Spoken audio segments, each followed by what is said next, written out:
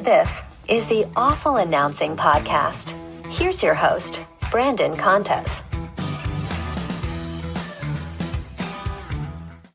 All righty, welcome to episode 10 of the Awful Announcing Podcast. I'm your host, Brandon Contes, and this week we have former New York Mets announcer and the now voice of the Los Angeles Angels, Wayne Randazzo, joining us. Wayne, thanks so much for taking some time during the All-Star break to come on the podcast. Do you watch the Home Run Derby and the All-Star game, or do you use this time to kind of decompress and take a little bit of a break from baseball? Kind of both. You you have to pay attention and watch in some degree. You have to kind of know what happened, and I like watching the All-Star game anyway. And it's always, I think, been the best sports All-Star game out of the major sports. And I thought last night's game was no exception. I thought it was a fun game. They got to change the uniforms back. It is too distracting. Yeah. To see these guys in these generic uniforms, and I think some of the guys are too generic to be wearing the generic uniform, right. Which I think is another reason why they should go back. So, but other than that, I thought it was a really good All-Star game, and I think baseball always, it's the closest to its real form when it's the baseball All-Star game. So it's fun to watch anyway. And as someone who loves the sport, I'll always pay attention to that. And otherwise it is good to get the break and get strong for the post All-Star break schedule.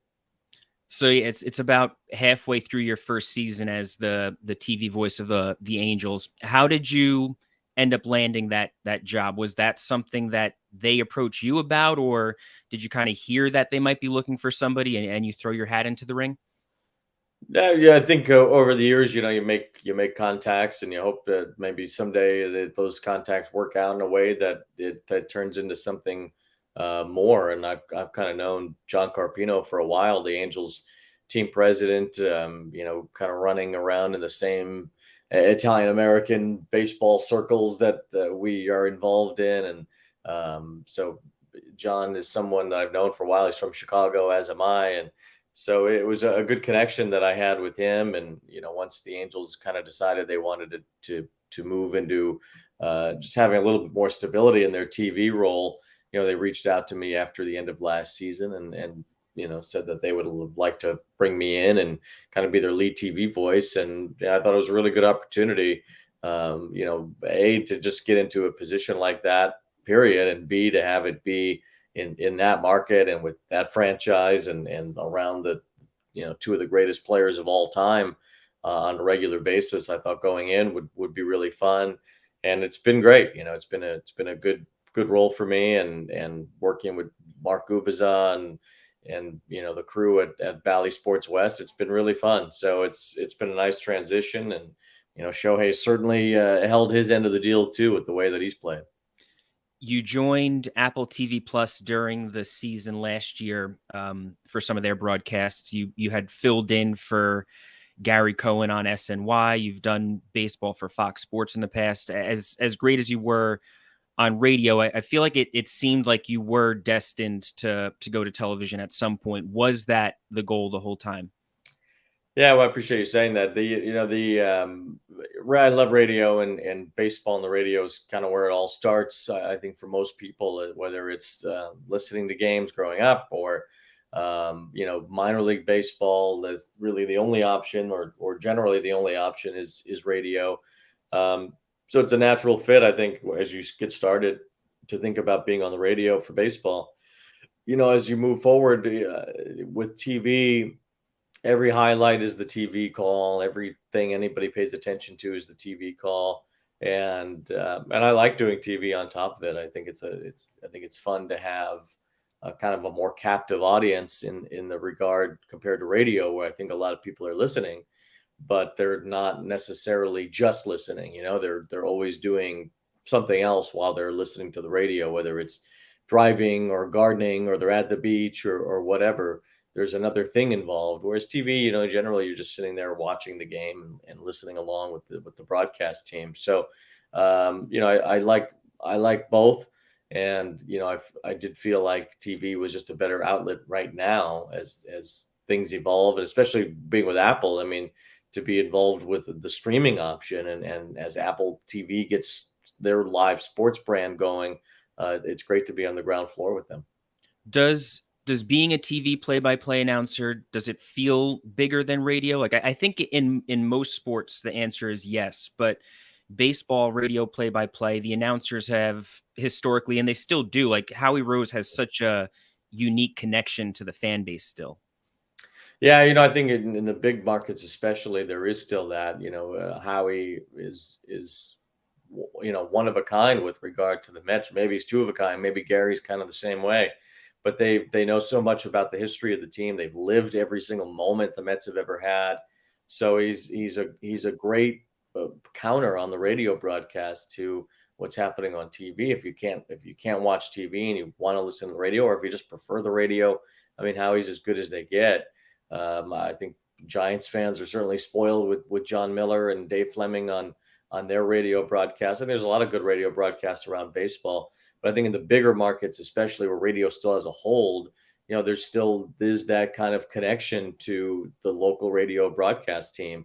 So I think TV does feel bigger, even with those teams. I'm sure it does. But yeah, I mean, I think radio will still have its hold on the audience too, and have its place, especially in baseball, for a long time to come. How's getting to cover Shohei Ohtani and just the chance to watch and call home runs and call pitching performances from arguably the best player in the history of the sport on a daily basis? I mean, I think anytime you're around a superstar, there's a level of kind of being on the edge of your seat about it from a broadcast standpoint. Anytime with the Mets, anytime Jacob deGrom pitched, you always felt that jolt in the ballpark. With Shohei, it's on just a different level because the jolt is there in some way every day, or in multiple ways on the days that he pitches. It's remarkable what he does. It's so unique in the history of any sport, really, to be a two-way player the way that he is.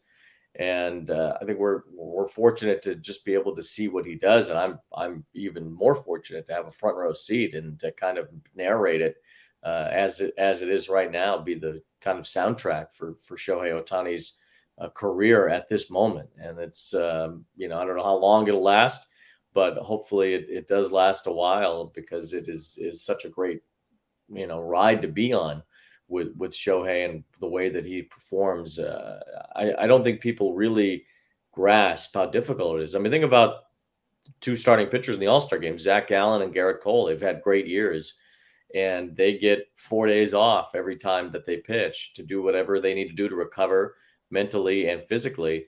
And Shohei will pitch. He'll pitch 7 innings. He'll pitch just as good as those guys. And then he's not only in the lineup that day, he's in the lineup the next day after having that kind of strain on his body. I think he's only missed 2 games so far this season. It's really just the strength that it takes, and to do it at the high level that he does both is incredible. Do you get to interact with him much being around the team every day? Does he do many interviews for the local broadcast? Yeah, he'll do some interviews on the post game afterward. Ipe is his interpreter. We saw Ipe at the All-Star game too, as Shohei did an interview with Ken Rosenthal. Right. Shohei's around. He's busy. He's always working on something or getting ready for something, because he's preparing to pitch and he's preparing to hit. So there's always a kind of a preciousness to Shohei's time, but more than the others in that regard. But he's available and easy to have some kind of conversation with, usually through Ipe if you need to do so. How much does he want to win? I think we see that like infectious smile that he has so often on TV. And it might almost like mask some of his competitiveness, but we saw during the World Baseball Classic that winning is definitely very important to him. Yeah, you did, and I think he mentioned it this week too, as he was doing his press conferences and media responsibilities for the All-Star game. It's huge, and why wouldn't it be? He's the top player in the world. He's still pretty young. I think he just turned 29 years old. His birthday was last week. So he's really in the prime of his career. He's at the peak of his powers right now. So yeah, the next step is winning, and he'll have more control over that. once this season is over, whether he stays with the Angels or whether he decides to go to a different organization. The winning aspect of it will be, I think, the number one thing for him. He'll feel like he needs the best fit for himself and a chance to win. And I don't, the money's going to be there. Somebody's going to pay him something, and I don't think he's going to go to a bad situation just because they gave him another $20 million. I think he will pick the best fit for him based on the fact that the teams that are going to go after him are all going to have the money. So I don't think he's going to just go to the highest bidder. Right. I think he will really dissect what he believes is the best situation for how he plays, how he prepares, and who will give him the best chance to be a world champion. Do you think the Angels are going to look to trade Ohtani if they're under 500 at the deadline? And is trading him the smart move if that's the case? It's not an easy question because there's so much to it. If you're around the Angels and around Angels Stadium, the influx of Asian fans is palpable. I mean, you see Asian fans all over the ballpark when the Angels are home, especially even on the road, wearing Angels gear, being a part of the organization, being a part of that fan base that I'm sure weren't there before. And maybe some of them will stay, but I would think most of them are there because of Shohei Ohtani. There is a real, having grown up around the 90s Bulls, there is a real Michael Jordan aspect to Shohei and to the way that he is seen from the people in Japan. And I think now from people here too, that he is everything to them, and they will follow him. So you're going to lose a lot of fans if you trade Shohei Ohtani. Now, if you don't re-sign him, that's just the way it goes. He's free to do what he wants to do, but to physically put Shohei in a different uniform, I think is not a great business move. It might be the better baseball move. Maybe on the field it makes sense because you don't think you're going to keep him, so you want to get younger players and prospects that can help you win later. I get it, but I think overall, physically putting Shohei in a different uniform just is to me, it's a bad move, and I hope they don't do it. So we'll see how it turns out. I'll understand it from a baseball standpoint if they do decide to move him, but I think considering everything, and Ken Rosenthal made this point last night, talking with regard to Artie Moreno. He doesn't want to be the guy that does that, and I wouldn't want to be that guy either. Yeah. And I think losing him in free agency is a different pill to swallow than trading him. Yeah, I think typically with star players, you would look to move them if you didn't think that you could keep them beyond this season. But I do think, like you said, if the Angels make an effort to sign him and they just lose him in free agency, fans kind of get that. But if they do trade him to the Giants or the Dodgers and then he re-signs there, and then a couple of years down the road, none of the prospects that the Angels get in return pan out, and realistically, none of the prospects that they would get would ever come even remotely close to being what Ohtani is. So at that point, Artie Moreno might go down as having made one of the worst trades in the history of baseball. And I don't know if that's something that he wants his name on, and I certainly don't think that's something that the fans would accept. Yeah, I mean, think about the Washington San Diego trade with Soto. Yeah. Or even the Dodgers Washington trade with Scherzer and Trey Turner. That's kind of more of a comp because you got a great pitcher and a great hitter in that trade. They got good players. I mean, Keibert Ruiz is a nice player. He's turning into an everyday catcher. Maybe he becomes an all-star. Josiah Gray was an all-star this year, and he's become a really good starting pitcher. Maybe the guys they got from the Padres for Soto turn into that too. Gore and Abrams and James Wood is a good prospect. But it just doesn't move the needle the way that Shohei does. And maybe they have a sense if they can re-sign him or not.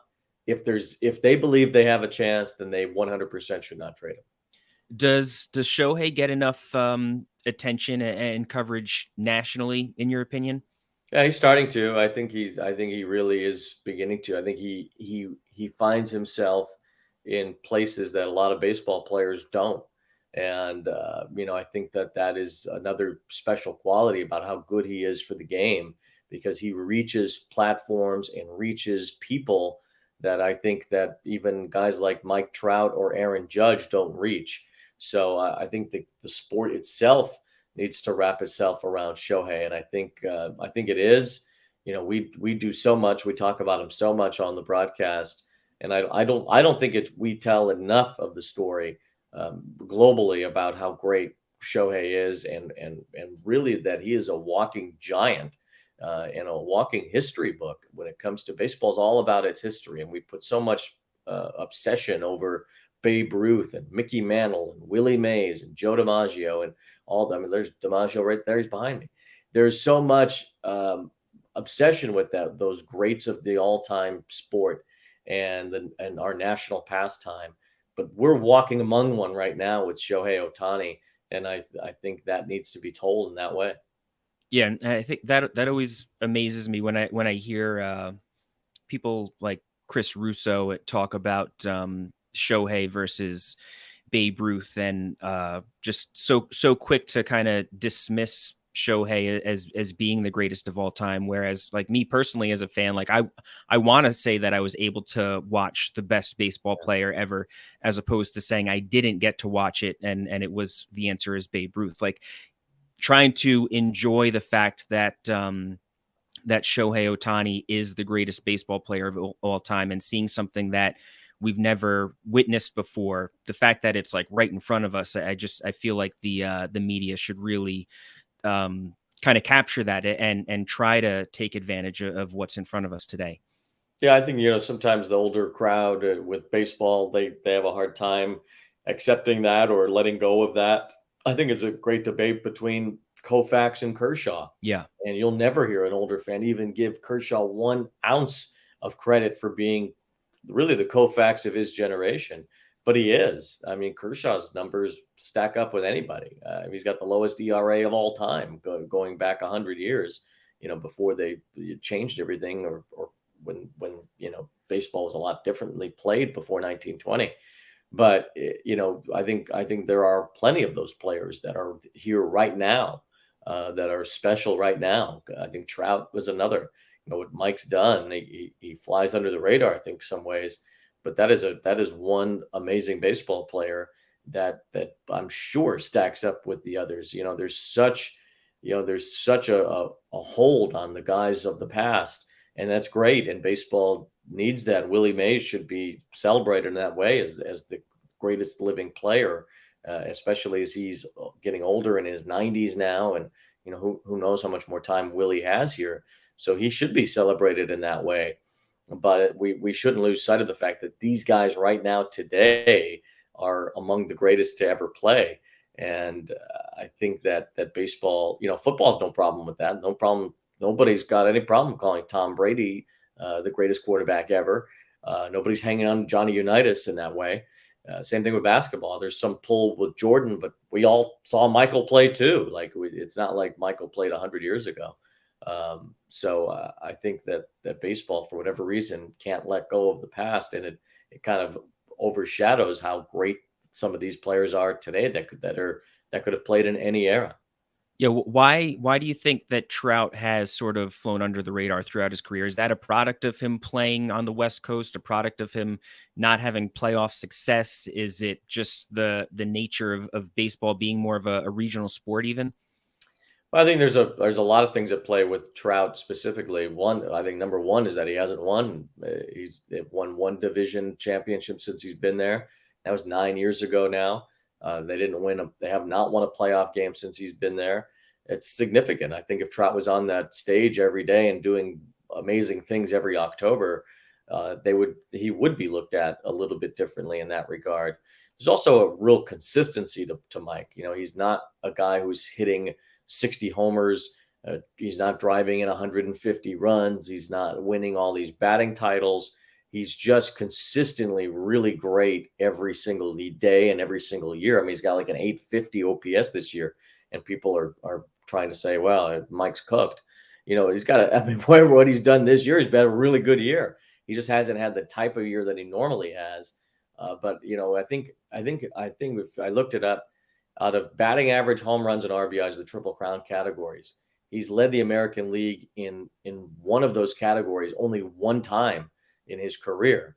So he's never been kind of in that conversation, but he's he's an MVP conversation every year because of the numbers that he stacks up on a daily basis. So I think that's part of it. I think baseball shouldn't be so afraid of regionalizing or however they want to look at it. I mean, yes, they should be have a more national appeal, but I think getting away from being regionally strong to have that national appeal, they need to be careful about that.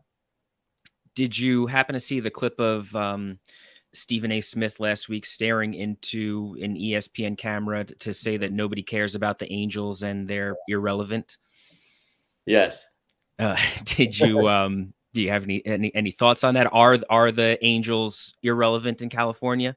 No, I think the Angels are extremely relevant, especially with Mike and Shohei. I mean, they draw great crowds. Angel Stadium usually has a very good audience there, and I see the attention that these calls get when highlights are out. Yeah. Trout and Ohtani both, they do something and the highlights are everywhere. And I think there are some good the problem with the Angels this year, they've been so hurt. They've had so many injuries that they really couldn't wrap their arms around two really exciting young players they have. The shortstop, Zach Neto, and the catcher, Logan O'Hoppe, I think are going to be stars in this game too. They're building a good organization. I think that it's taken some time. Perry Manassian's in his third year as the GM. I think he's got a good idea of where he wants it to go. The Angels need to win. In the previous decade, this last decade has really been dominated by the Dodgers. The previous decade was all Angels. I mean, they were in the playoffs almost every year. They won the World Series in 2002, and then they were in the playoffs most years up until about 2010. I think 2009 they went to the ALCS and lost to the Yankees, and that was really the last run for Scioscia's group. So, no, I think there's a tremendous relevance there. There's a good history there. Stephen A. is going to say what he wants to say. That's his job. I mean, he's supposed to stir the pot and be controversial and make headlines. And I think he did with that. But I think it speaks to the actual relevance of the Angels that saying something like that made headlines because it was so absurd that it got people to pay attention, that's what he's there for. Did fans, did that resonate with fans at all? Did they seem to take issue with it? Yeah, I think I'm sure. Yeah, I think fans, anytime some clown on TV says that you're irrelevant, it will stoke the fan base. Of course it will. So, yeah, I think there's that Stephen A. made some enemies around Angels fans, and I'm sure he doesn't care, and I'm sure they don't care about him either. Yeah. And I think part of that is a product of just like ESPN. Those debate shows don't talk baseball too much until they have to, and then when they have to, you do get some takes like that where some of it comes from ignorance and some of it comes from just needing to be performative and stir the pot like you said. Well, that's great. Shohei puts those conversations on TV. He did it during the World Baseball Classic. He's done it with the kind of season that he's had. He'll continue to do it through the trade deadline and then with his own performance. He's on a similar pace to Judge last year in terms of home runs. So if he gets into that conversation where he's going to hit close to 60 homers, then it's gonna spark everything else because he's doing it while also having a season where he's going to strike out at least 200 hitters on the mound. So it's unbelievable. And it's great. If Stephen A. Smith wants to talk about baseball because of Shohei Ohtani, then I think that's a win for the sport. Did you do an Angels game last year for Apple TV, or was this your first Angels game? No, the first Apple game I did was the Angels against the Mets on Apple TV last year. I think there was Steven Nelson he was not feeling well on a particular day, and I was there anyway for Mets radio. So they kind of asked me to jump in pretty last minute. And, not only did that get me more stuff with Apple, I think it got me on the Angels radar too, a little bit more, being in front of them in that way. So I did do that one last year. The Apple broadcasts were widely criticized on social media last season, and I think a lot of that was brought on by Apple themselves, just because it did seem like they at the start of the season they weren't necessarily sure if they wanted to go to the traditional broadcast route or try something different. Did you receive a lot of fan feedback about those broadcasts? In general, the ones that I was on. In the ones you were on. Yeah, I think the ones I was on, it was so fleeting. It's one game, and you don't really see the feedback in that way. The game I did toward the end of the year was Albert's Yeah. 700th home run, and the feedback from that was great. I think people seemed to really like the call, and Cardinal fans, I'm sure, would have liked to hear their broadcast, which is understandable. Other than that, I think the feedback was generally very positive for that. And it was I think a good moment for Apple TV to end on last season. It was kind of a bumpy road. They didn't, they kind of they put everything together late. They didn't really have a large lead in going into this foray. And it wasn't like they knew a year before that this was going to happen. It was kind of put together toward the end of the previous offseason going into the season. So they didn't have a lot of runway to get it going. So they put it together the way they thought that they should in that short amount of time. And then they've kind of readjusted since then, now that they've had more time to sit back and look at it. And I think the broadcasts have been really widely viewed as being strong this year. They look great, they sound great. And I think that, Apple's in a good spot with where Friday Night Baseball is. And, I kind of feel like it took off from having that moment last year. And what a cool moment to land on, not just for me, but for everybody that was covering that package last year. And for Apple to be involved, they thought they were going to have Judge's 60-second homer last year. Albert was kind of in the back of their mind because he was 2 home runs away. Right, he was at 698. One. So, the Judge didn't happen, but Albert did. And it was just a cool experience, I think, for everybody to be involved with, and kind of launched Apple as a good baseball product for what has been this season. Yeah, like you said, yeah, I'm sure Cardinals fans would have loved to get it on their local network, but you definitely did that call plenty of justice. Was it organic? Was it rehearsed? Like, did you have something written down for it? How do you prepare for a call like that? And how prepared were you, especially just because he was at 698 going into it? He wasn't at 699. Yeah, it was. I talked to Howie earlier in the week, and I said, I might land on 700. How would you call it?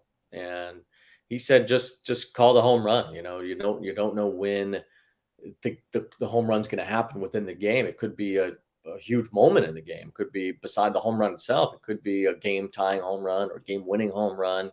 It could be a long home run. It could be a short home run. So, he said, just kind of react to the call in the moment and don't plan anything, just react. And that was kind of my mindset going in. The only thing I wanted to do, and I actually got to say it just because the way the ball was kind of hit, it was a high and kind of arching home run. So it gave me time to get into it, but I just wanted to say it was 700 as soon as possible. And I kind of said it as it was landing, which was perfect. That was more based on the way the ball was hit though than anything else. So it was, earlier in the day, we had a meeting, just kind of as we normally would, to go over the elements and some of the things that we wanted to talk about. And, instead of having kind of conversations over the at-bats, I wanted to make sure we were really clean over the at-bats and just give it a lot of space so that in case he did hit a home run, we were on top of it. And then I said, if he hits 699, which was certainly possible, we'll at least have an at-bat for 700. So we will have eyes on us with the anticipation that he might hit 700. That was the first at-bat after 699 that he hit 700. So there was not that buildup, but there was an immediacy to it. And I just said, we just need to be kind of clean as far as not talking over too much, not really taking over that space, because the space needed to be Albert in that moment, and nothing we could say would top the images of what Albert was doing. So I wanted to call it and get out, and that's what we did. And I thought it worked out really good. And there's probably 90 seconds or so of silence from us in the booth just kind of absorbing the moment after my call. Yeah, actually, I think that silence afterwards is great. And I remember hearing you talk about calling Pete Alonso's 53rd home run to set the rookie record, and you similarly mentioned that you wanted to make sure that you said the number early on in the call. And then with Albert's call, I think you actually said 700 twice before getting out of the call. I think you Yeah, said it well, like as it was I landing. said it when it landed that it was his 700th home run, and then I also said that he was part of the 700 Part of home the 700 run. club, yeah. Yeah, so that was kind of how I led into both. So yeah, I wanted to have that number in there, and then really kind of just let the moment tell the story for itself. And it was cool. It was cool how it all turned out. How was working with Howie Rose? Did you know much about him before coming to New York? I didn't really know a lot about him because I kind of knew who he was, and I knew his background. I was familiar with the Matteau call and some of his Mets moments, and I liked listening to Howie. When I would listen to other broadcasts around the league, I would come across Howie every now and then. So I was familiar with him in that regard, but not really with like how iconic he was in New York. Not being from there. If people ask, was it intimidating to sit next to Howie? For me, it wasn't, because I really wasn't as clear on who he was in terms of to the New York fan base, the way that I might have been if I was sitting next to Pat Hughes. I mean, it would have been a lot more intimidating for me to sit next to Pat Hughes growing up in Chicago than it would have been for Howie. But so I think it worked out for me in that way, that I was able to be comfortable right away. And, Howie was he would have made you comfortable anyway because of how he is. And, he's just the best when it comes to mentoring younger announcers. He loves it, and he really makes you feel like it's your spot as much as it is his. I know you filled in for Gary Cohen on SNY, so you had a bit of a working relationship with the TV booth of the Mets as well. But is there a camaraderie between the radio and TV booths at all?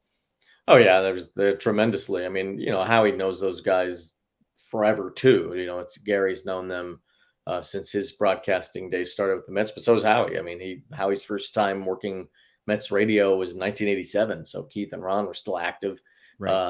and still a big part of it. And in terms of Howie and Gary, well, they've worked together side by side in some ways since Gary got to the Mets. So yeah, I mean, I think that there's almost kind of Howie and Gary feel like kindred spirits, and it's impossible to not get along with Keith and Ron. I mean, they're just the best. I mean, they're hilarious off the air as they are on it, maybe even more so. And there's plenty of camaraderie built in through Howie's relationships. They're really easy. I mean, for me coming in there, they never treated me like some outsider or like some somebody who didn't belong or anything like that. I mean, they were always very welcoming. I remember the first time I filled in for Gary on Mets TV. It was a spring training game. Bill Webb had just passed away, I think the day before. It was the first broadcast after Bill Webb passed away. So it was emotional for Keith and Ron.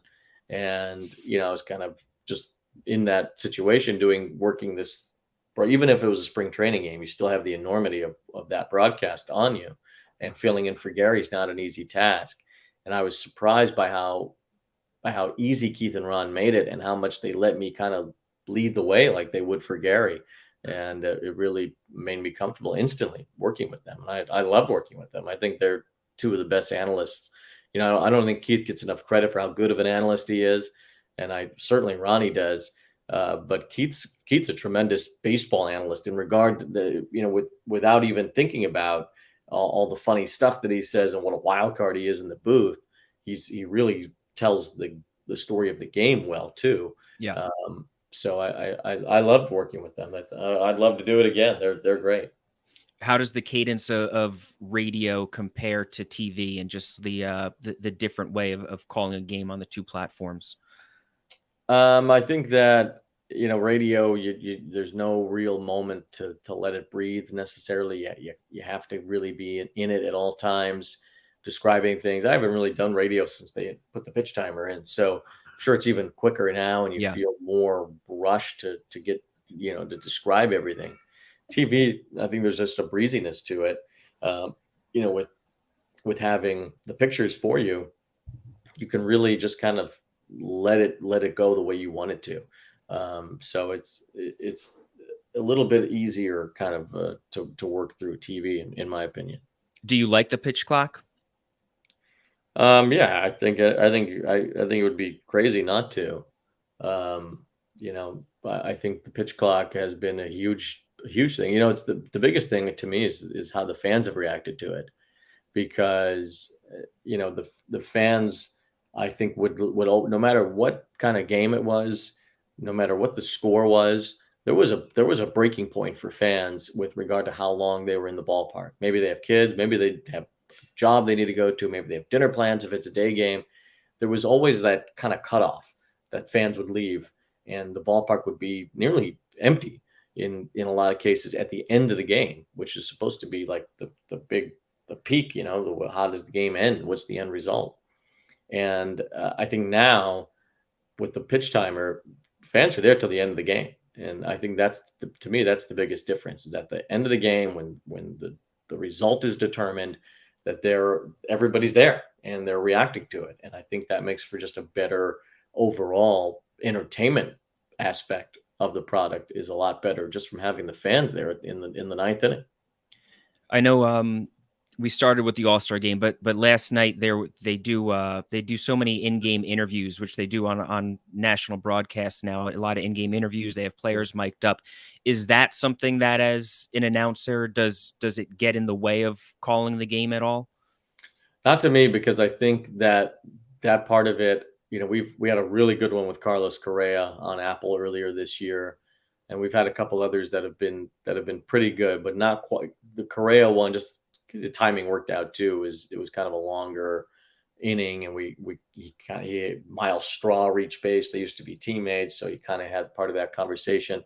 I think that kind of lane into what's happening on the field and getting to know the players in that way, I think is huge. So I think it's a big enhancement to the broadcast within the game. I think the sport needs more of it. I think these players should be mic'd up all the time, because baseball really gives you an opportunity to converse and play at the same time, and the other sports don't have that. And if you're trying to get players to get more known, I think sticking a microphone on them and having them interact, whether it's just amongst themselves or within the broadcast, really allows players to have, a branding opportunity and a marketing opportunity that the other sports can't give you.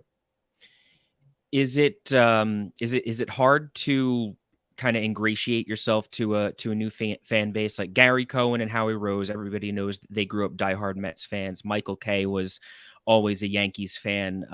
Mike Breen grew up a Knicks fan. Mhm. John Sterling, however, did not grow up a Yankees fan. Is it weird or hard being the voice of a team when you grew up watching another team? Do fans even know that you grew up as a Cubs fan? Yeah, I think I don't know. I don't know if they do or don't. I think they know I'm not from there. Yeah. It'd certainly be easier to at least know the franchise. I got to know the Mets pretty well. I mean, I was sitting next to a walking history book of Mets encyclopedia every day, so I think that certainly helped brush up on my Mets knowledge. And just from being a baseball fan and a Cubs fan, the Cubs played the Mets a lot when I was a kid. They were still in the same division, so there was a familiarity there anyway. But yeah, I think it's a little different with the Angels, an American League team. I didn't watch the American League as much.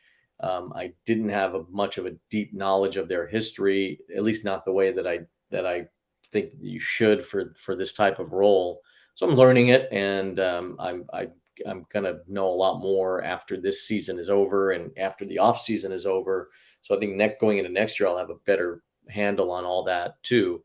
But I think if you have a good process about how you prepare, and if you have a good way of presenting the information and presenting your broadcast, that it could fit anywhere. Like I now feel like I can go to any team and fit in, and learn their history and learn what's important to their fans, and tell those stories through that lens.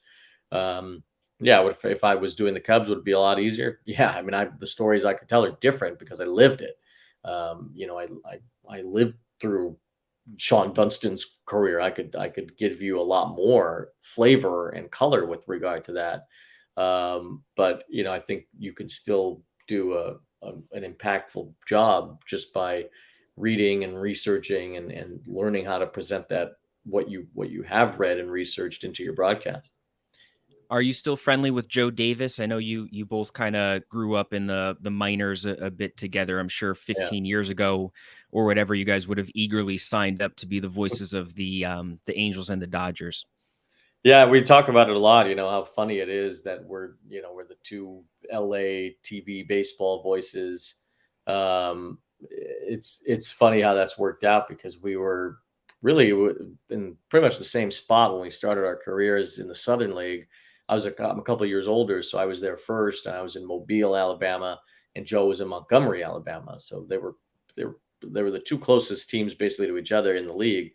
And so they played each other a lot, and they were in the same division. And Joe and I became friends pretty much right away as he entered the league, and we've been friends ever since. And I think for each other, we've been a good ear and a good eye for how we feel like our careers should be going, or how we are sounding on a particular broadcast. And I'm extremely proud of Joe and happy for him that he's been able to take it to on a national level the way that he has. I mean, doing the All-Star game, doing the World Series, in addition to the Dodger job it's ridiculous. And it doesn't seem even, it's surreal to both of us that we've gotten into these positions the way that we have, and from where we started. And I think, if you would have told us that 11, 12 years ago when we were in the Southern League together, we would have gotten a good chuckle out of your crystal ball. But it's been good, and I'm over the moon for Joe and Adam Amin too. I mean, we kind of knew him from that same time frame, and the same way that he's put. I'm just glad I've kind of caught up in a little bit of regard, because they were their rise in this industry was so absurd. It was so meteoric, so kind of unusual. So it's fun to see them having the careers that they're having, and to be in that conversation in any way with them. And then your cousin is Major League umpire Tony Randazzo, and at Awful Announcing, announcers complaining about umpires or refs is like gold for headlines for us. So if you have anything that you want to criticize your cousin about, that would be great. But have you called games that he was working before? Yes, yeah, quite a few. It's just whatever the rotation works out. He was around the Mets, and now he'll be around the Angels too. It's funny, I go at the umpires a little bit, and but when he's there, I always say he makes the greatest calls ever. I put him over in a big way. So it's I won't criticize him. If anything, if he did do something that cost the Angels in a game that he umpired, I'd try to find some avenue to make it seem like it was somebody else's fault. And then last thing, respecting the fact that the jobs are currently filled, do you want to get back to Chicago? Is that the ultimate goal, or are you happy on the West Coast now? I mean, I love where I'm at. It's a great place to be. It's beautiful there, and where I live in Orange County is it's a cool spot. I'm in Chicago right now for the All-Star break. I still live in Chicago in the off season. It'll always be home. Every single family member I have is in the Chicago area, so it'll always be home. But there's always a spot here for me, whether that's on the air or not. I'm comfortable and happy in California, and very fortunate that the places I've been for most of my career have been New York, Chicago, and now Southern California. It's been a great ride. It would almost feel weird to not be in a big city now and not be in a big market. I don't even know how I would handle that, because I've been attached to these big markets for so long. So I've just been really fortunate to have these opportunities, and that they've worked out the way that they have. And I hope I'm with the Angels for a long time. Wayne, you were great. Thanks so much for your time today. I really appreciate it. All right, Brandon. Thanks a lot. That is Wayne Randazzo. I'm Brandon Contes. This is the Awful Announcing Podcast. Please rate and subscribe this podcast. Please also subscribe to Awful Announcing's YouTube page. But regardless of how you consume Awful Announcing and the Awful Announcing Podcast, thanks for listening and be good. Thanks for listening to the Awful Announcing Podcast. For the latest news spanning the sports media landscape and more, check out awfulannouncing.com and follow us at Awful Announcing.